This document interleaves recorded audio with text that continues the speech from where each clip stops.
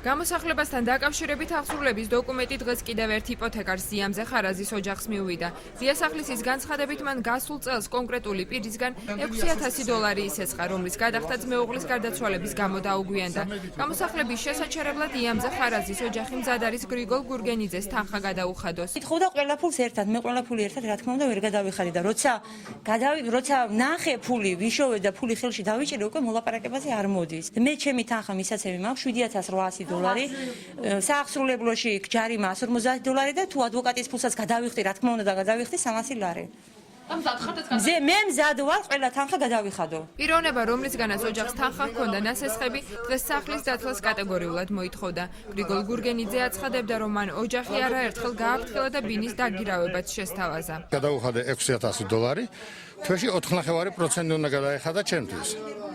არც თვის პროცენტი არ გადაუხდია. მე ჩემი საკუთარი ფული რო გადამერჩინა, ამიტომ მე უძილობელი გავხდი, შემეძინა მე და $12,000 შევიზიდე. ოჯახს მხარდაჭერა აღუთქვეს მსგავსი პრობლემების მქონე კერძო იპოთეკარებმა, რომლებიც სახელმწიფოსგან დაბალ პროცენტიან და გრძელვადიან სესხებს ითხოვენ და აცხადებენ, რომ გამოსახლების პროცესს ხელს შეუშლიდნენ.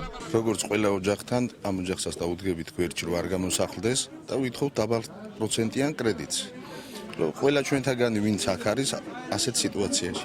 თუ არ მოხდა მოლაპარაკება, ჩვენ ვცდილობთ ჩავერთოთ ამ პროცესში. რა თქმა უნდა, გამოსახლება უნდა მოხდეს, მაგრამ ეხლა მეორე მხარეა, რამდენად შეძლებს ამას ძალოვანი უწყებები, იმიტომ რომ აქ მოსახლეობაა მოსული, რომლებიც პოლიციას კი არ შეეწინააღმდეგება, გამოსახლების პროცესს შეეწინააღმდეგება. კერძო იპოთეკარები აქციებს მთავრობის თავმჯდომარის რეზიდენციასთან პერმანენტულად მართავენ. რამდენიმე თვის წინ უმაღლესი საბჭოს დეპუტატი აკაკი ძნელაძე მათ მხარდაჭერასა და პრობლემების მოგვარებაში დახმარებას დაჰპირდა. თავარი არის რაღაც ფონდის შექმნა, რომელიღაც ბანკისთვის მინდობა ამ საქმის და გრძელვადიანი სესხით, მინიმალური პროცენტებით გამოყვანა ამ ადამიანების მდგომარეობა. მანამდე კიდე როგორღაც უნდა იმ საახსრულებო ბიუროს, რომელიც აკეთებს იმ ქმედებას, რომ გამოვიდნენ, გამოასახლონ, როგორღაც თხოვო, რომ შეანელონ ეგ მომენტი. დღეს მთავრობასა და უმაღლეს საბჭოში აცხადებენ, რომ გრძელვადიან და დაბალპროცენტიან სესხებთან დაკავშირებით კონკრეტული ძვრები არ განხორციელებულა. საკითხზე მუშაობა მიმდინარეობს.